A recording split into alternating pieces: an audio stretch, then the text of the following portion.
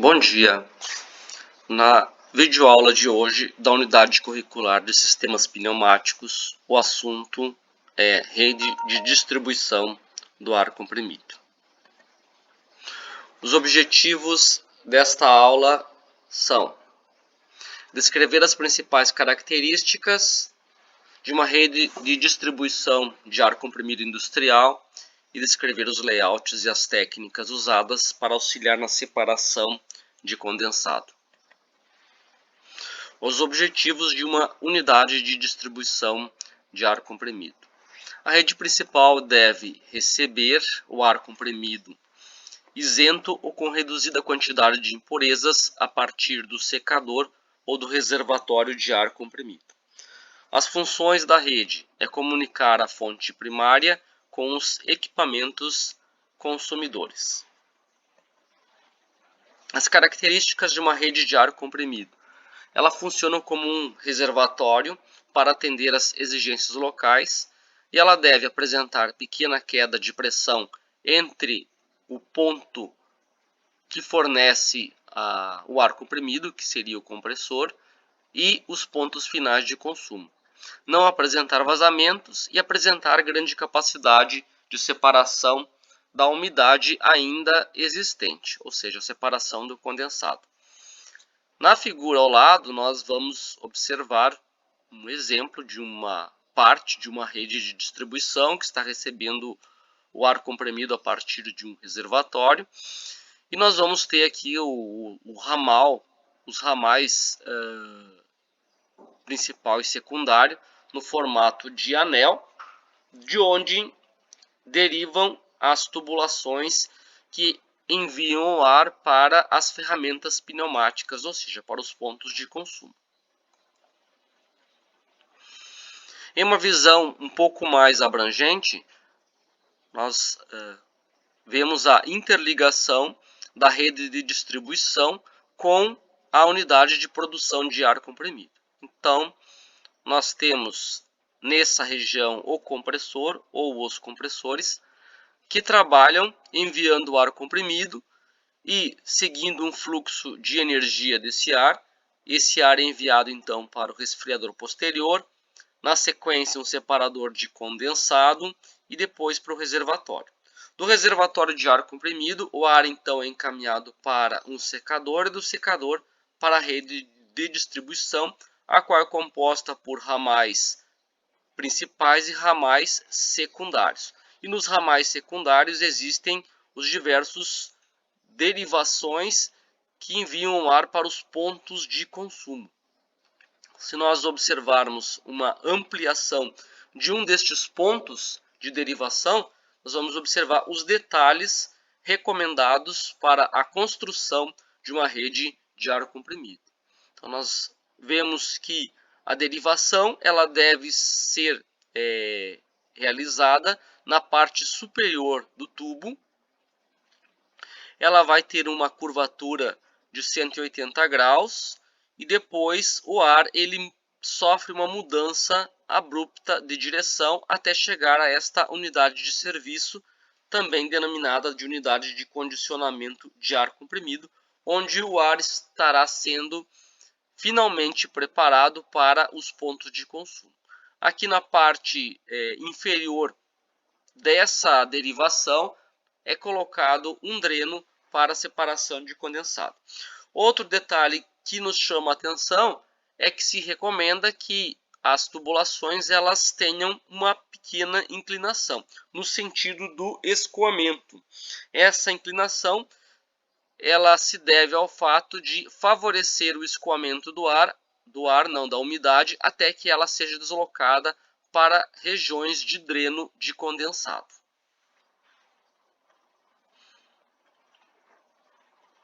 Ainda para se ter uma ideia, nessa figura se mostra alguns acessórios e válvulas presentes em tubulações de ar comprimido.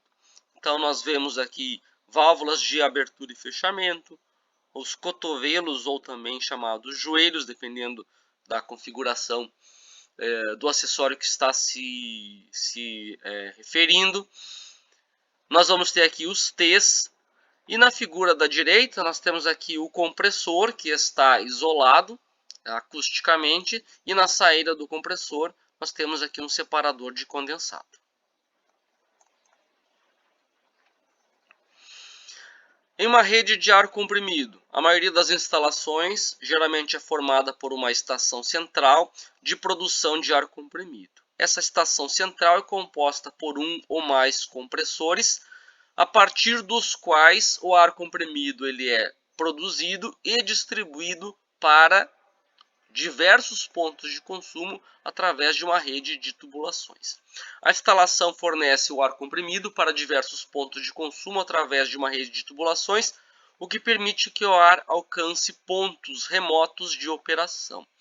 Ou seja, nós podemos ter todo o pátio de uma indústria sendo alimentado com ar comprimido, e muitos desses pontos de consumo vão estar localizados a uma distância considerável.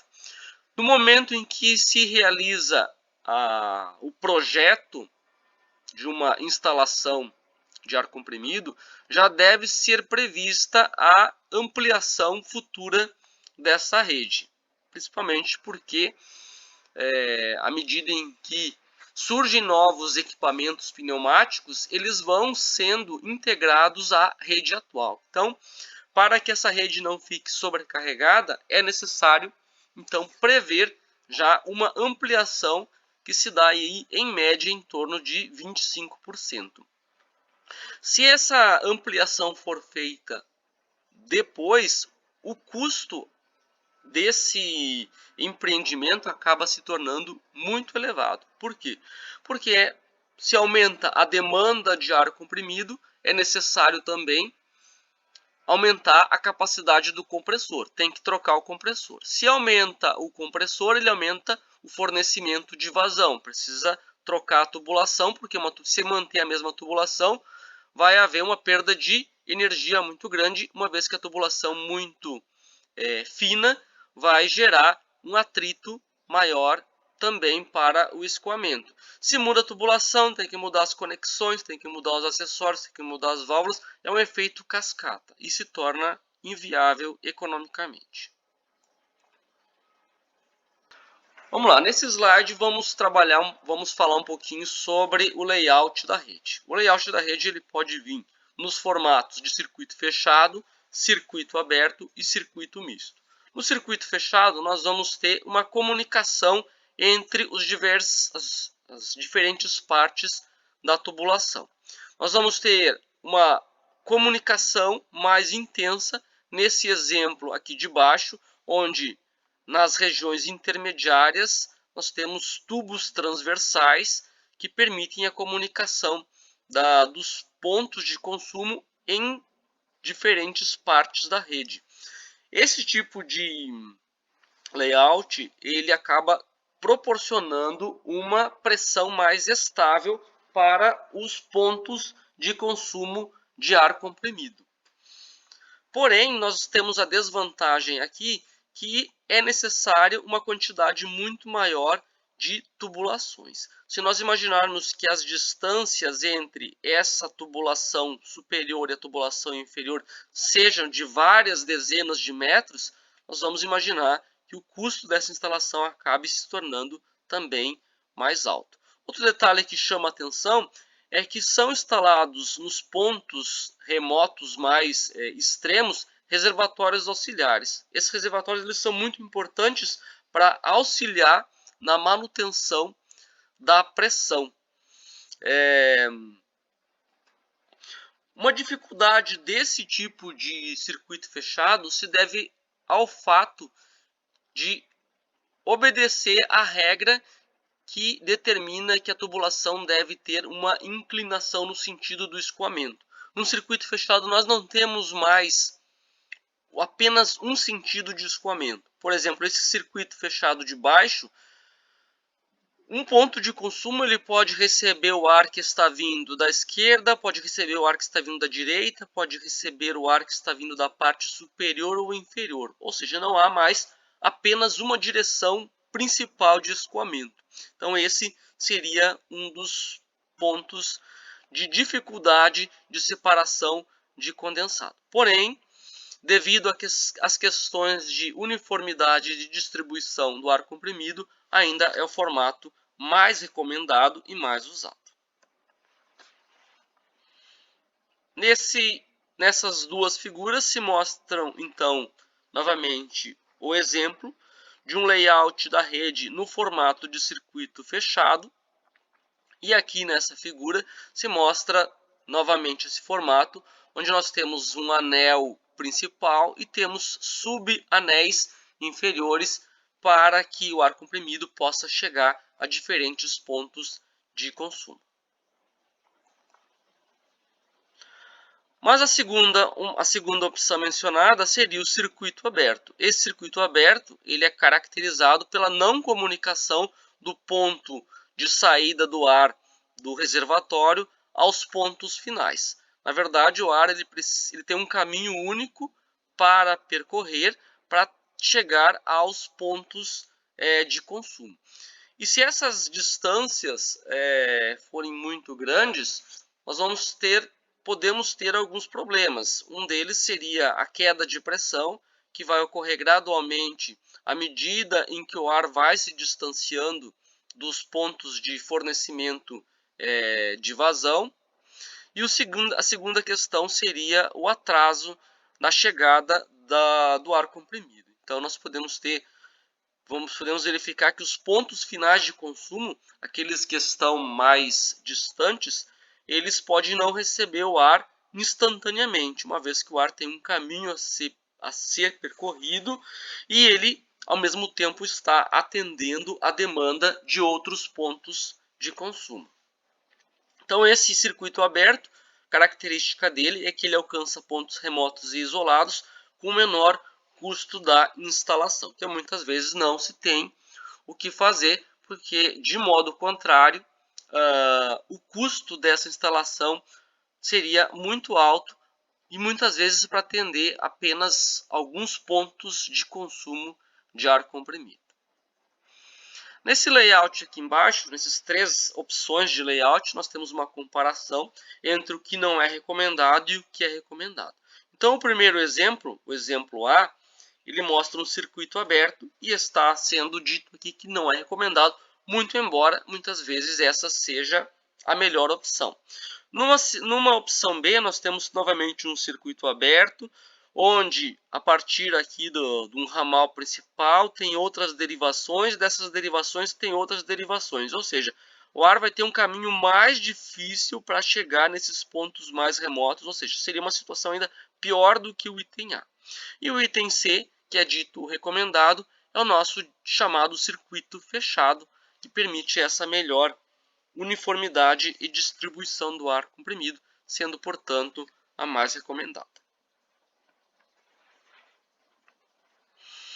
Numa rede de distribuição, os principais critérios de uma rede com qualidade seria a questão de manutenção e uniformidade da pressão. Então, quais seriam os fatores que influenciam na perda de energia ou na queda de pressão? Então, vamos lá.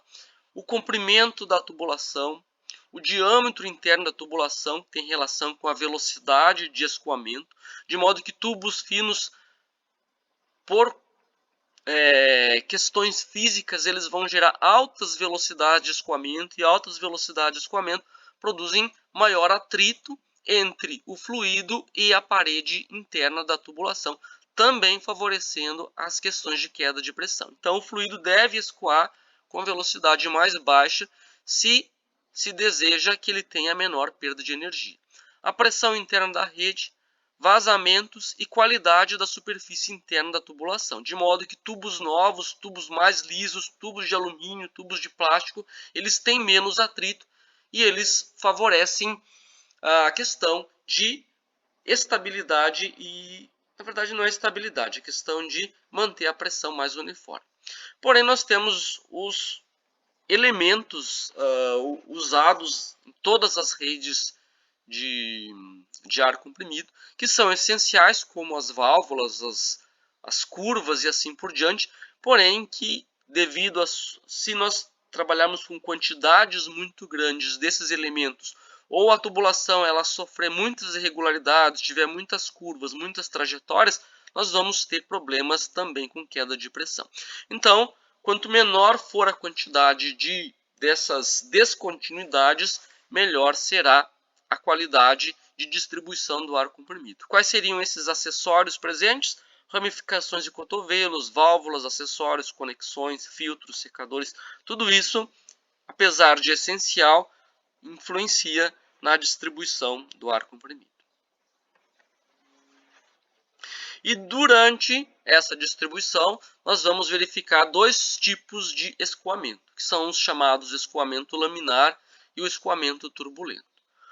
Em um, mostrado aqui, o escoamento laminar, ele apresenta um comportamento mais linear, ou seja, muito mais bem comportado, onde o ar, devido a esse bom comportamento, ele tem um formato semelhante à figura mostrada aqui. A velocidade dele é maior na região central do tubo e ela vai diminuindo à medida em que o ar entra em contato com a parede interna da tubulação. E nós temos um segundo tipo de escoamento, que é o chamado escoamento desordenado ou turbulento. Então aqui nós verificamos que normalmente nesse tipo de escoamento existe um excesso de velocidade, muitas vezes devido a um tubo muito fino, devido a um tubo muito rugoso internamente, ou ainda devido às descontinuidades ou mudanças abruptas na direção do escoamento de ar, de modo que ele acaba se tornando totalmente desordenado. Comparando os dois tipos de escoamento laminar com o turbulento, a nível de perda de energia, que é caracterizado através da perda de pressão, uma vez que parte dessa energia é dissipada na forma de calor. Então, nós vemos que o escoamento laminar ele tem para uma determinada vazão, que é representada pela letra QV, ele vai sofrer uma certa ΔP, ou seja, uma certa queda de pressão. Então, nós vamos observar aqui que a queda de pressão no escoamento laminar ela é muito inferior se comparada à queda de pressão do escoamento turbulento. Então, de modo geral, um bom dimensionamento, um bom projeto de uma rede de distribuição de ar comprimido, ela deve priorizar que o escoamento seja laminar. Quais são as características de um escoamento laminar? Baixa queda de pressão e baixa transferência de calor. E o escoamento turbulento ele tem um comportamento exatamente o contrário, ou seja, ele proporciona grande queda de pressão, ou seja, a energia se perde na forma manifesta de queda de pressão com alta transferência de calor. Vamos novamente reforçar algumas características da construção de uma rede. Vamos lá, ela deve conter pequena quantidade de acessórios, válvulas e curvas, o que vai influenciar na perda de energia ou perda de carga e tempo de resposta. Ou seja, se a pressão começa a cair, pode ocorrer atrasos na resposta dos elementos de trabalho ou dos atuadores. E ainda se deve instalar drenos nos pontos mais baixos, tomadas de ar nos pontos mais altos, ou seja, para evitar que o líquido suba, né? Uma vez por ele ser mais pesado, ele permanece localizado aqui na parte mais de baixo. Haver defletores, esses defletores então eles vão causar o choque do líquido com as chapas defletores e vão favorecer então essa separação do ar comprimido em relação à umidade e haver inclinação na tubulação visando auxiliar na separação de condensado. Então, reforçando, o ar comprimido ele é direcionado através dessas derivações e é enviado aqui para as unidades de serviço para filtragem, regulagem de pressão e lubrificação. E na parte inferior, a umidade que não consegue realizar essa curva abrupta, ela é separada através de drenos, também denominados de purgadores. Regras de instalação dos acessórios nas tubulações de uma rede de distribuição.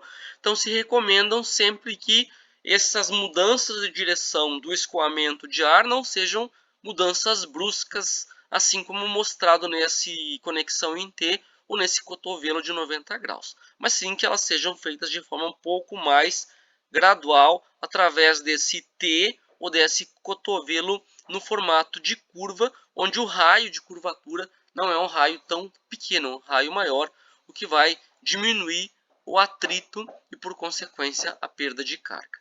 Da mesma forma, as derivações, que elas obedeçam curvas mais suaves para chegar nos pontos de consumo. Essas curvas mais abruptas, elas não são recomendadas. E as dicas para o dimensionamento da tubulação. A tubulação de descarga, ou seja, na saída do compressor, deve ser dimensionada para que a velocidade do ar não exceda a 6 metros por segundo, já considerando uma expansão futura. A tubulação de distribuição deve ser dimensionada para que a velocidade do ar não exceda a 9 metros por segundo, entendendo o seguinte, que velocidades muito altas implicam em maior atrito, e maior atrito gera maior perda de energia por dissipação de calor. Um sistema projetado adequadamente deve ter uma perda de pressão inferior a 10% da pressão de descarga do compressor, medida desde a saída do reservatório até o ponto final de consumo. Ou seja, se a pressão de descarga de um compressor é de 10 bar, então ele pode ter no máximo 10% de 10 bar, que equivale a 1 bar desde o reservatório até o último ponto. Ou seja, lá no ponto final a pressão que deve estar chegando é no mínimo de 9. E ainda um outro detalhe, outro dado importante de recomendação para o projeto da tubulação é que a perda de carga na rede principal deve ser no máximo de 0,1 bar.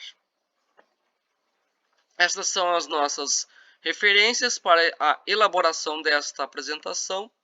Obrigado por assistir esta videoaula. Nossa videoaula de hoje tratou sobre rede de distribuição de ar comprimido.